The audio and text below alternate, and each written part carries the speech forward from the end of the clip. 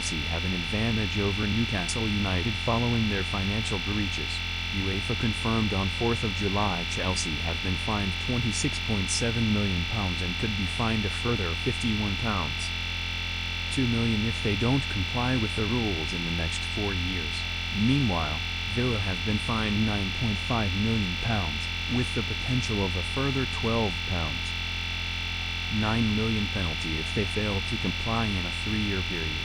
The punishments relate to a breach of UEFA's football earnings regulations and its squad cost ratio, where clubs in European competitions were required to keep spending on player wages and fees to 80% of revenue in 2024.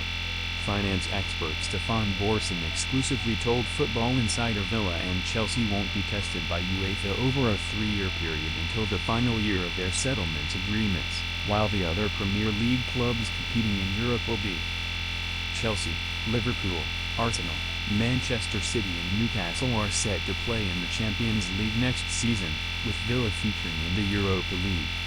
Meanwhile, Nottingham Forest are also currently set to play in the Europa League after Crystal Palace have been demoted to the Conference League.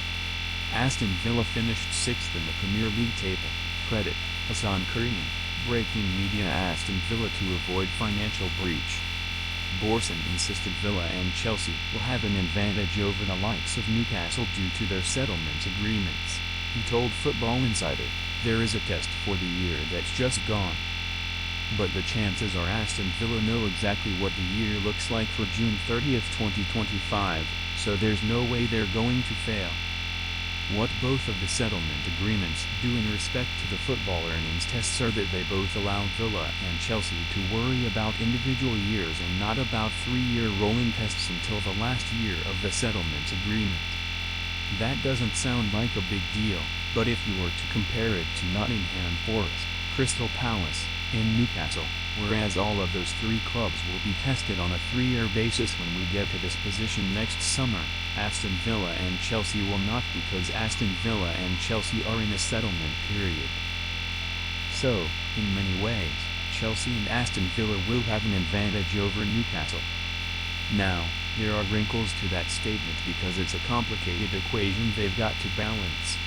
They have got to balance what will the 3-year period look like by the time they get to the end of the settlement period, how does it fit within the settlement agreement they've done, and, laid on top of that, how does it look in terms of PSR for the Premier League, so it's not completely freehand. In terms of transfer activity, Football Insider revealed on 20th of July Villa are ready to reunite Unai Emery with Nicholas Jackson after the pair previously worked together at Villarreal. Villa have held preliminary talks with Chelsea over Jackson as they look to bolster their attacking options this summer. The 24-year-old registered 13 goals and 6 assists in 37 appearances last season.